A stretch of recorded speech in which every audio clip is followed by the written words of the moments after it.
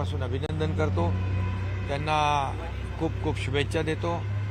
अतिशय एवढ्या मोठ्या पदावर जाऊन देखील अतिशय साधी राहणी आणि मनमिळावू स्वभाव आणि उच्च विचारसरणी असं बहुआयामी नेतृत्व म्हणून उपराष्ट्रपती पदावर CP राधाकृष्णनजी विराजमान झालेले आहेत।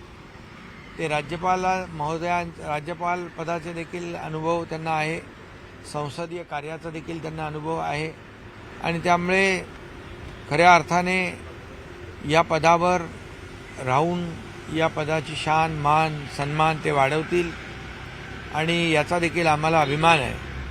आणि खऱ्या अर्थाने देशाच्या विकासामध्ये, देशाच्या प्रगतीमध्ये त्यांच्या गेल्या अनेक वर्षाच्या प्रदीर्घ अशा कारकिर्दीचा फायदा होईल आणि म्हणून मी त्यांना पुन्हा एकदा मनापासून शुभेच्छा देतो। महाराष्ट्रात राज्यपाल म्हणून आले आणि त्यावेळेस आम्ही त्यांना म्हणालो होतो की तुम्ही महाराष्ट्रात आलात, महाराष्ट्र लकी आहे, आता महाराष्ट्रातून तुम्ही उपराष्ट्रपती झालात, त्यामुळे महाराष्ट्र लकी आहे आणि महाराष्ट्राचा राज्यपाल म्हणून उपराष्ट्रपती पदाची शपथ घेत आहे म्हणून तुम्हीही लकी आहात। सगळे उपस्थित होते, मात्र अजित पवार हे अनुपस्थित राहिले। NDA घटक पक्षांना निमंत्रण देण्यात आलं, तरी का अजित पवार? अजितदादांच्या वतीने आपले प्रफुल्ल पटेल खासदार होते, तेही मला भेटले, त्यामुळे NDAचे सर्व लोक त्या ठिकाणी उपस्थित होते। NDA मध्ये करमत नाही का साहेब? ते फारसे अरे बाबा, त्यांचा काहीतरी रायगडमध्ये पूर्वनियोजित कार्यक्रम असल्यामुळे त्यांचा प्रतिनिधी या ठिकाणी होता। जगदीप धनखड पण आजच्या कार्यक्रमाला उपस्थित होते, त्यांच्या उपस्थितीबद्दल प्रश्न उपस्थित केले जात होते। नाही, जगदीप धनखड देखील माजी उपराष्ट्रपती होते, त्यामुळे प्रोटोकॉलनुसार सगळे लोक त्या ठिकाणी होते। मी या ठिकाणी एवढंच सांगेन की NDAला बहुमत मिळालं, इंडिया अलायन्स जे आहे त्यांना 300 मतं आणि CP राधाकृष्णनजी NDAच्या उमेदवारांना 452 मतं, 52 म्हणजे 152 मतांचा दणदणीत विजय या ठिकाणी झालेला आहे। त्यामुळे मी त्यांना पुन्हा एकदा शुभेच्छा देतो। बाकी तर राज्यामध्ये नेपाळ सारखी परिस्थिती होईल, हिंसाचार होईल, महाराष्ट्रामध्ये पण हिंसाचार होईल असं संजय राऊत म्हणतायत, उबाटाकडून म्हटलं जातं। खरं म्हणजे अशा प्रकारचं वक्तव्य हे दुर्दैवी आहे, दुर्भाग्यपूर्ण आहे, कारण शेवटी देशाबद्दल प्रत्येकाला स्वाभिमान अभिमान असला पाहिजे आणि देशभक्त आणि देशावर प्रेम करणारे लोक अशा प्रकारचं वक्तव्य करू शकत नाहीत।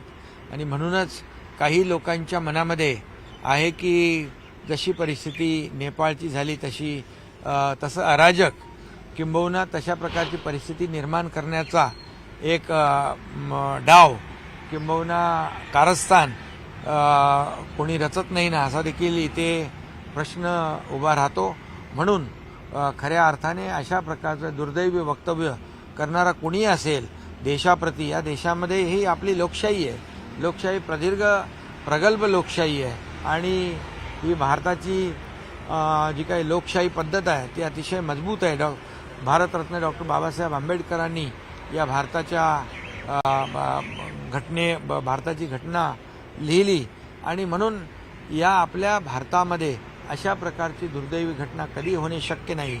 एक प्रकारे अशा प्रकारचं मनातले भाव बोलून दाखवण्याचा प्रयत्न काही लोक करतायत, कारण लोकशाहीमध्ये त्यांना जनतेच्या मतांवर निवडून येता येत नाही। मग अशा प्रकारचा प्रयत्न करून पाहण्याची त्यांची मनशा आहे का, हा देखील विचार करण्याची आवश्यकता आहे। आणि म्हणून अशा कुठल्याही व्यक्तीवर ज्याने देशविघातक देशामध्ये अराजक पसरवण्याचा प्रयत्न करणाऱ्या कोणत्याही व्यक्तीला या ठिकाणी त्याच्यावर कठोर कारवाई झाली पाहिजे आणि ही घटना दुर्दैवी आहे। सर, नाशिकमध्ये आज जनआक्रोश मोर्चा काढला जात आहे, शिवसेना उद्धव बाळासाहेब ठाकरे पक्ष आणि महाराष्ट्र नवनिर्माण सेनेच्या। तुम्ही आता दिल्लीतलं विचारा ना, दिल्लीमध्ये काय? कर्नाटकमध्ये काँग्रेसचं सरकार आहे, त्या ठिकाणी छत्रपती शिवाजी महाराजांचं मेट्रो स्टेशनला नाव आहे, त्याचं नाव आता सेंट मेरी करण्याचा प्रस्ताव कर्नाटक सरकार आणतंय। हे दुर्दैवी आहे खरं म्हणजे इंग्रज गेले त्याला 75 वर्ष झाले आणि आता इंग्रजांची आठवण इथं पुसून ठेवण्याची आवश्यकता नाही आणि त्यामुळे छत्रपती शिवाजी महाराज हे नाव होतं ना. छत्रपती शिवाजी महाराज हे फक्त महाराष्ट्राचं नाही तर आराध्य दैवत नाही तर संपूर्ण देशाचं आराध्य दैवत आहे. त्यामुळे प्रत्येकाने या ठिकाणी जाणीव ठेवून हे काम केलं पाहिजे. अन्यथा छत्रपती शिवाजी महाराजांचे जे काही शिवभक्त आहेत त्याला जशाच तसं उत्तर देते. छगन भुजबळ नाराज आहेत. छगन भुजबळ नाराज आहेत. छगन भुजबळ नाराज आहेत. ते म्हणतात की मराठा समाजाला स्वतंत्र आरक्षण नकोय का, कारण 10% जे आरक्षण दिलेलं आहे ते रद्द करायला पाहिजे का, असा सवाल त्यांनी मराठा समाजातील सगळ्या नेत्यांना केला. खरं म्हणजे महायुती सरकारने जेव्हा मी मुख्यमंत्री होतो त्याही वेळेस मराठा समाजाने आंदोलन केलं. मनोज जरांगे पाटील यांनी त्याही वेळेस जे जे काय केलं ते नियमानुसार केलं, कायद्याच्या चौकटीत बसून केलं.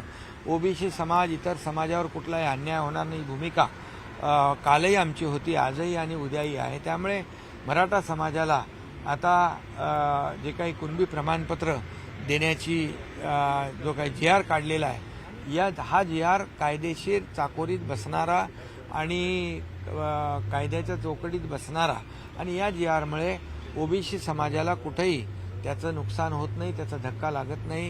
ही भूमिका आजही आमच्या सरकारची आहे. सर्व समाजाला सोबत घेऊन पुढे जाण्याची भूमिका आहे. नितीन गडकरी सांगतात पैसे देऊन माझ्या विरुद्ध सोशल मीडियावर एक कॅम्पेन केलं गेलं इथेनॉलच्या विरोधात. ज्यांनी कॅम्पेन केलं त्यांना त्यांच्यावर कारवाई केली पाहिजे. अहिल्यानगर जिल्ह्याला नाव देण्यात आलं होतं, मात्र रेल्वे स्टेशनचं नाव पहिल्यांदाच अहमदनगरहून अहिल्यानगर करण्यात आलं. मी मुख्यमंत्री असताना अहिल्यानगर करण्याचा निर्णय घेतलेला होता. हा मग अहिल्यादेवी नगर केलं ना आपण. ते रेल्वे स्टेशनचं नाव पहिल्यांदा आता बदलण्यात आलं. अहिल्यादेवी नगर अहमदनगरचं आम्ही केलं. औरंगाबादचं छत्रपती संभाजी महाराज नगर केलं. उस्मानाबादचं धाराशिव आम्ही केलं. आमच्या महायुतीच्या कारकिर्दीमध्ये झालं. मी तेव्हा मुख्यमंत्री होतो आणि तिथून आपल्या त्या अहिल्यादेवी यांच्या कार्यक्रमामधूनच जाहीर व्यासपीठावरूनच घोषणा केली होती की अहमदनगरचं नाव अहिल्यादेवी नगर केलं जाईल. त्याप्रमाणे अहिल्यादेवी नगर केलं. आता रेल्वे स्टेशनचं देखील अहिल्यादेवी नगर केलं. ही आमच्या सगळ्यांच्या दृष्टीने एक सन्मानाची आणि अभिमानाची महाराष्ट्रवासियांच्या दृष्टीने आहे. सर, हिंदी में जानना चाहेंगे आज उपराष्ट्रपति आज शपथ ग्रहण समारोह में आप शामिल हो गए हैं. आज बहुत ही NDA के लिए, पूरे भारतवर्ष के लिए बहुत ही खुशी का दिन है और गौरव का दिन है. आज महाराष्ट्र में राज्यपाल के पद पर